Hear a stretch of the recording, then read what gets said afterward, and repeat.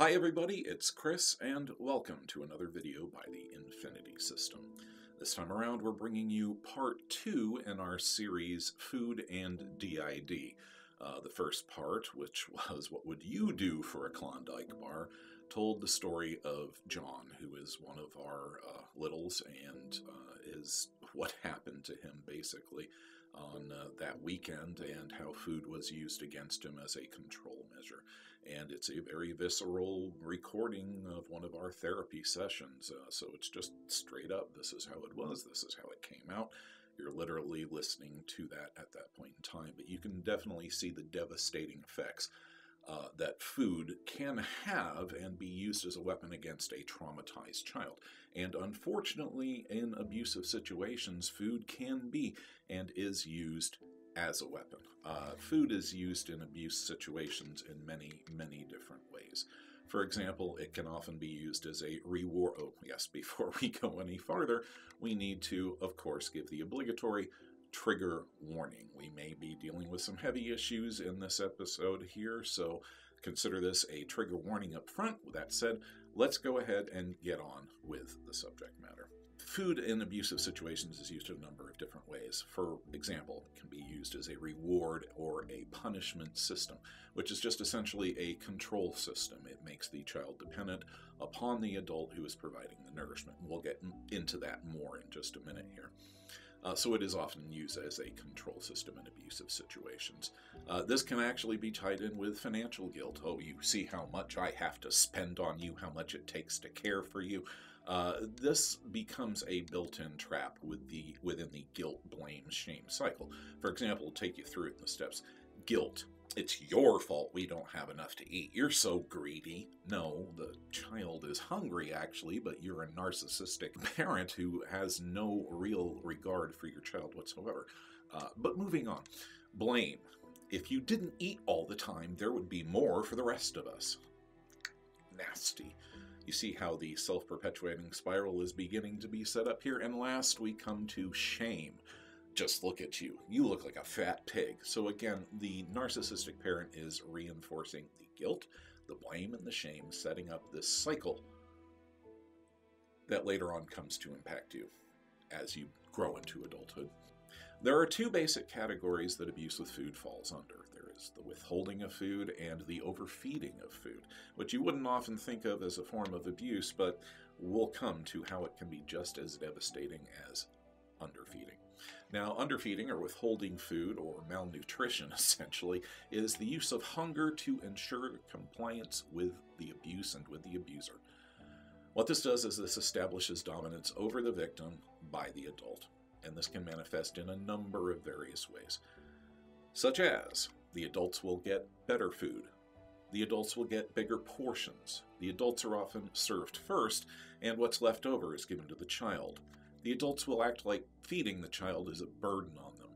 The food, often given, is minimal or of a bare amount, just enough. The food is given as a gift, requiring excessive gratitude on the part of the child.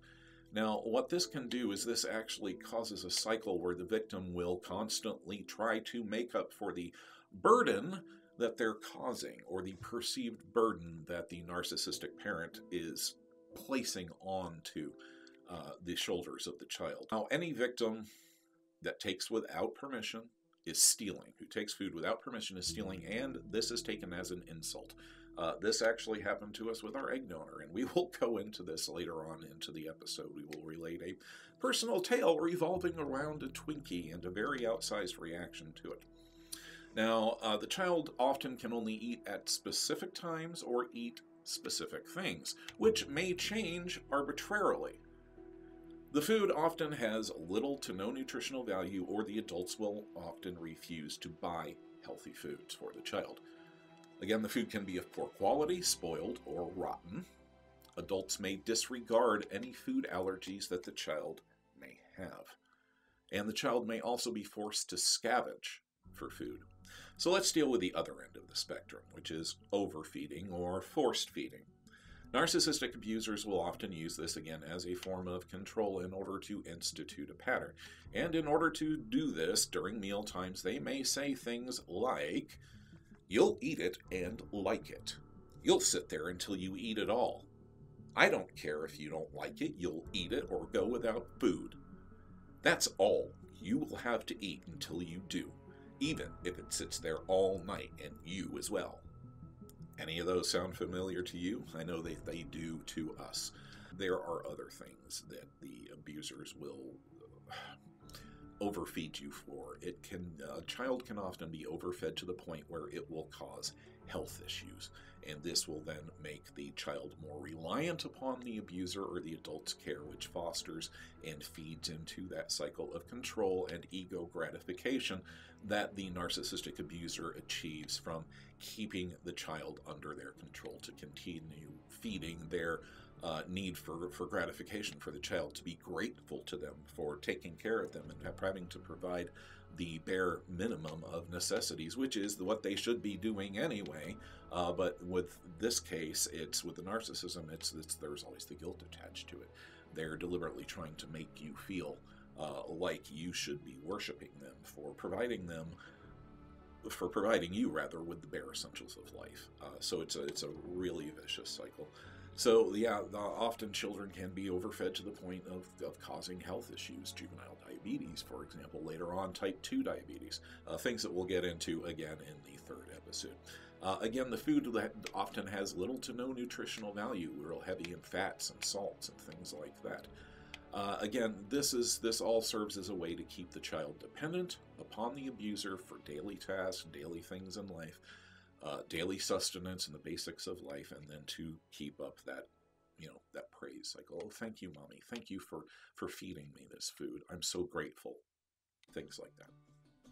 So we would like to take this opportunity to talk to you about how our abuse has impacted our eating habits. We were subjected to primarily the malnutrition or the underfeeding aspect of it. It was used as hunger was used as a weapon against us, and it's a very powerful weapon. You would be surprised the things that you will willingly do, or that you will just simply blank out and do when you're at that point of animal hunger, where there is a pit in the middle of your chest that is a gnawing, raving hole that absolutely must be filled, and you will do anything to feed that. Hunger is a terrible thing to become accustomed to. So again, this was more used.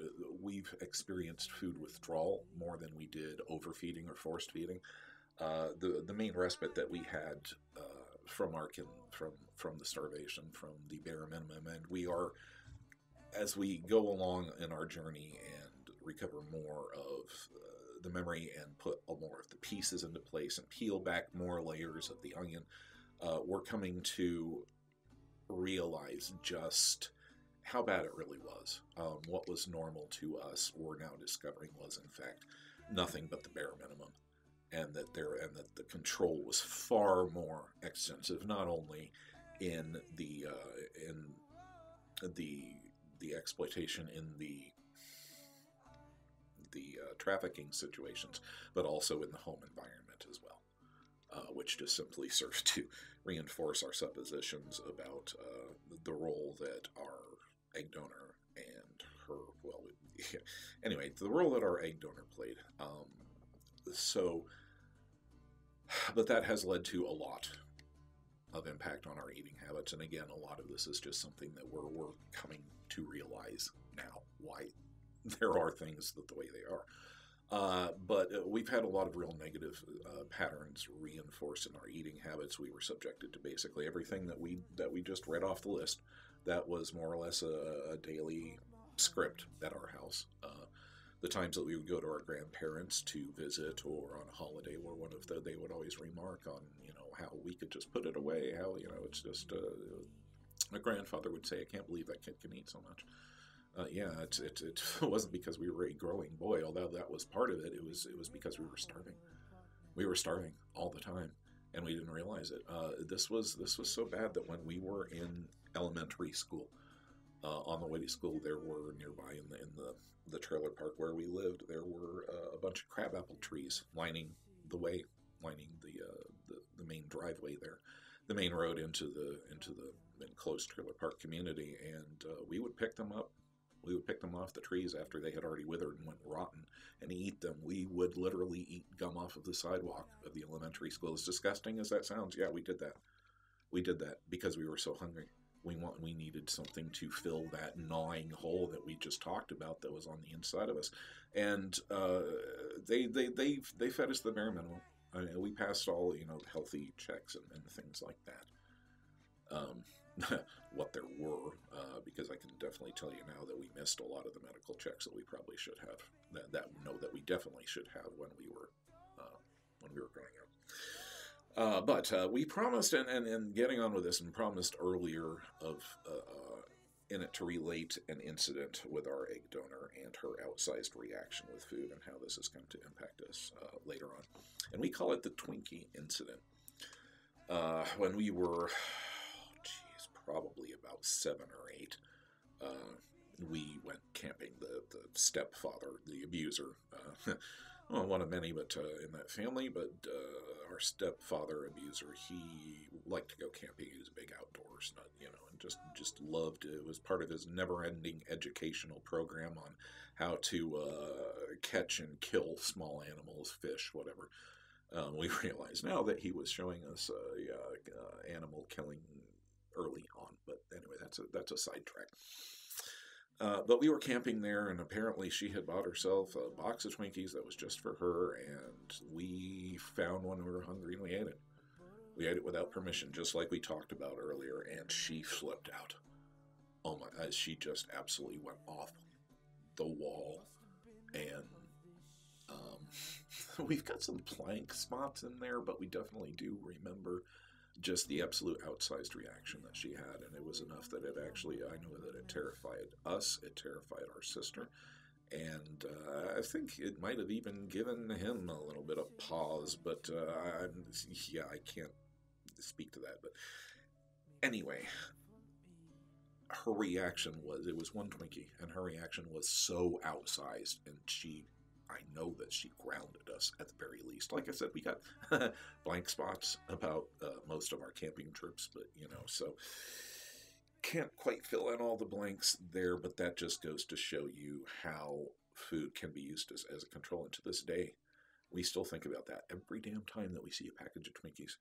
Of course, now we buy them out of spite, but that just, it goes to show you just how pervasive it was and how bad it was. So how has this impacted our eating habits on a daily basis? How has it affected ours? To begin with, we go most of the day without eating breakfast.